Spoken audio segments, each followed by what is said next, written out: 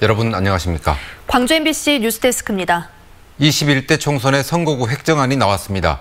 광주는 변화가 없지만 전남은 선거구가 뒤죽박죽됐습니다. 경선을 다시 해야 할 정도로 변화가 심해서 큰 혼란이 불가피해졌습니다. 보도에 양현승 기자입니다. 중앙선거관리위원회 선거구 획정위원회가 인구 13만 6천여 명을 기준으로 한 선거구 획정안을 국회에 제출했습니다. 전남은 선거구를 현재처럼 10석을 유지하고 있지만 여러 자치단체가 얽힌 복합 선거구의 구도가 모두 재편됐습니다. 인구 및 생활 문화권 등을 고려한 선거구 획정 중에 조정이 불가피하거나 농산어촌의 지역 대표성을 반영하기 위한 노력에도 불구하고 아쉬움이 남는 선거구가 있습니다. 분구 가능성이 점쳐졌던 순천시 선거구는 갑을 선거구로 기존 1석에서 2석으로 늘었습니다. 여수시 선거구는 경계 조정을 통해 현재대로 갑을 2석을 유지하게 됐습니다. 서부권 상황은 매우 복잡합니다. 영암, 무안, 신안, 담양, 한평, 영광, 장성 선거구 등이 갈갈이 찢겼습니다. 목포시 선거구는 신안군과 묶여 목포시 신안군 선거구 1석으로 획정됐고, 무안구는 한평, 영광, 장성과 함께 통합됐고, 영암구는 나주, 화순, 영암 선거구로 판이 다시 짜였습니다. 또 광양, 곡성, 구례 선거구는 담양까지 끼워 광양, 담양, 곡성, 구례 선거구로 바뀌었습니다. 고흥, 포성, 장흥, 강진 선거구와 해남, 완도, 진도 선거구는 현행대로 유지됩니다. 당장 민주당 현역 의원들이 난처하게 됐습니다.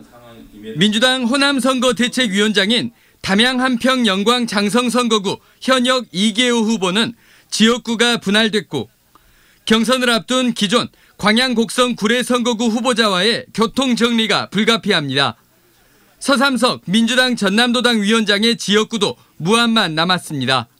상황을 두고 보면서 저희 입장에서는 대응을 해 나가도록 하겠습니다. 국회는 오는 5일 선거구 획정안을 처리할 계획.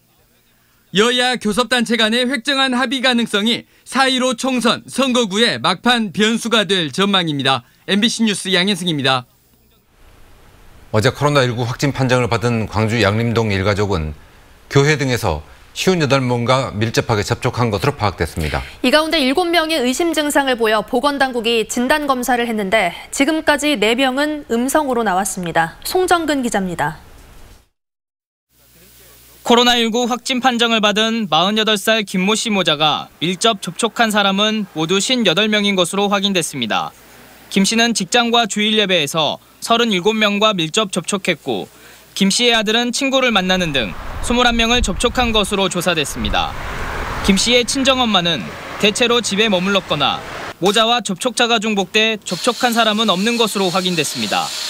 광주시는 접촉자 58명 가운데 의심 증상이 나타난 7명에 대해 진단검사를 실시했습니다.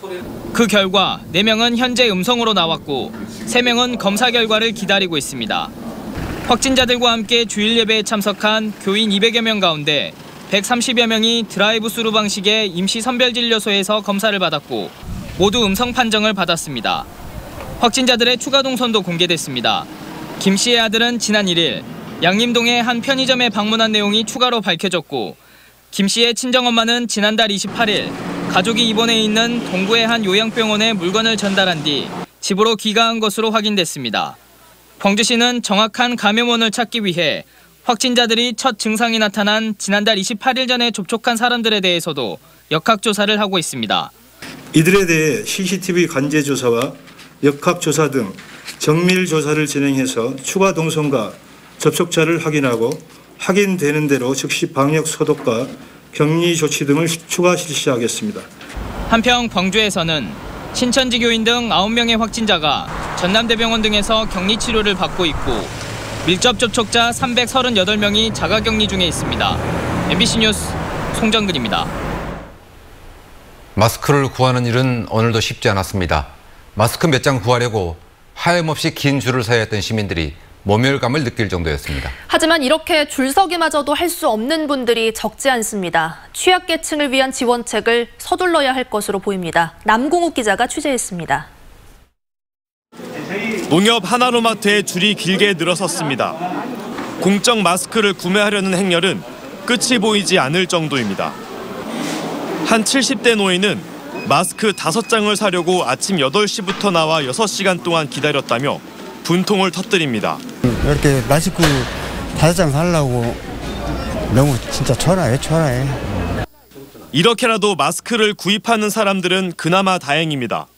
거동이 불편하고 몸이 약해서 밖으로 나오는 것 자체가 힘든 노인과 장애인들은 마스크를 사러 나가기도 힘든 상황입니다. 저 휠체어를 타고 줄을 서서 그다음에 그 약국이 그 경사로가 있는지 없는지조차도 파악이 안 된 상태에서 지자체에서 취약 계층에게 마스크를 제공하기도 어려운 실정입니다. 마스크 전체 생산량의 절반이 공적 마스크로 판매되는 탓에 자치단체가 구입할 수 있는 물량 자체가 거의 없습니다. 생산량의 50%를 공적 물량으로 나가잖아요. 그래서 그 물량 못 맞춰서 그 업체가 포기를 하셔버렸었어요. 업체들한테 거의 읍소를 하다시피 하면서 납품을 해달라고 이야기를 해도 취약 계층을 위해 지자체가 공적 물량의 10%가량을 달라고 정부에 건의했지만 뚜렷한 대책은 없습니다. 부족한 수량이나마 제대로 실소유자에게 전달되지 않고 있습니다. 그래서 그런 것들에 대해서 지금 정부에서 각 지자체에서 건의를 여러 가지를 하고 있습니다. 그렇지 않아도 면역력이 부족해 전염병에 취약할 뿐만 아니라 마스크를 사기 위해 줄 설 힘도 없는 사회적 약자들. 불안함과 초조함 속에 코로나 사태가 끝나기만을 기다리고 있습니다. MBC 뉴스 남궁욱입니다. 대구의 코로나 환자들이 내일부터 광주로 옵니다. 대구의 아픔을 두고만 볼 수 없다는 광주 공동체의 결단에 따른 겁니다. 광주시는 바이러스 차단을 위해 철저하게 방역하겠다면서 광주 정신을 실천하는 데 시민들도 함께 해달라고 당부했습니다. 이계상 기자의 보도입니다. 코로나19 확진 환자를 대구에서 광주로 이송해서 치료하기까지 가장 중요한 과제는 바이러스를 완벽하게 차단하는 일입니다. 내일부터 시작되는 코로나19 확진자 이송 작전은 일반인과 접촉이 불가능하도록 준비됐습니다. 확진자들은 코로나19 전담 구급차를 타고 광주 대구 고속도로를 중간 정차 없이 이동한 뒤 빛고울 전남대 병원에 도착해 곧바로 음압병실과 격리병실에 입원하게 됩니다. 병원 내 이동 과정에서 확진자와 의료진들은 방호복을 착용하고 병실의 외부 감염성은 철저히 차단됩니다.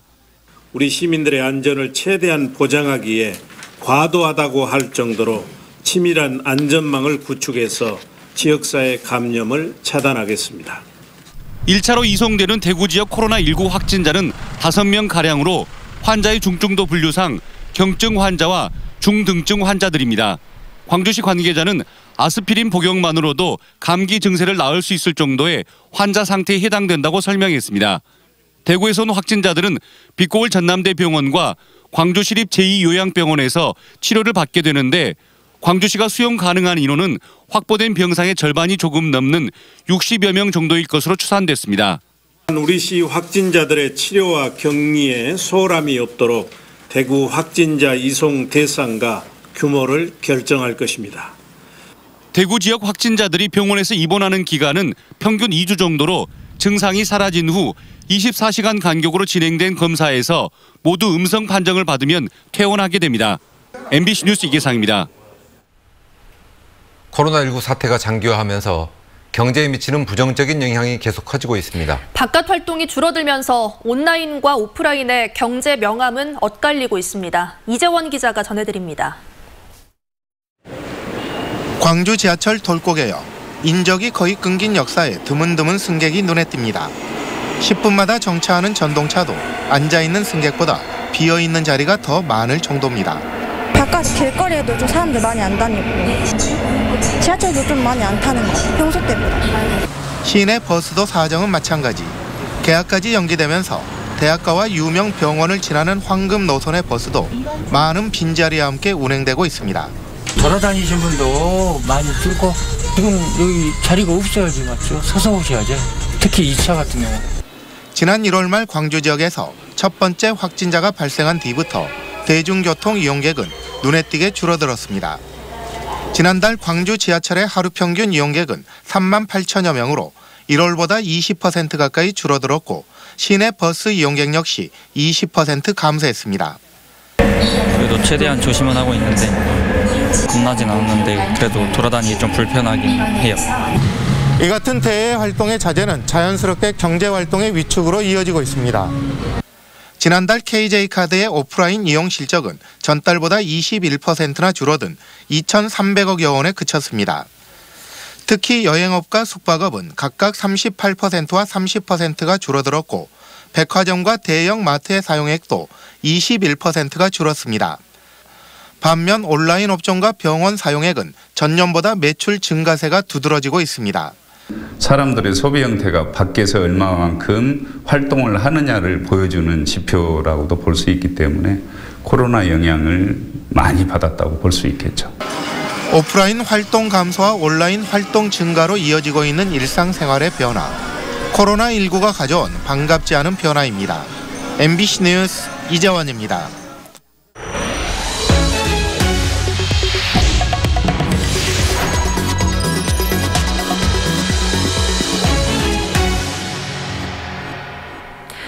코로나19 확산을 막기 위해 광주시가 신천지 교인 6,900여 명의 명단을 추가로 확보해 조사하고 있습니다. 광주시는 질병관리본부로부터 전달받은 신천지 신도와 교육생 24,885명의 명단을 토대로 전수조사를 진행한 데 이어 신천지 측에 지속적으로 요구한 결과 6,951명의 명단을 4차례에 걸쳐 추가 제출받았다고 설명했습니다.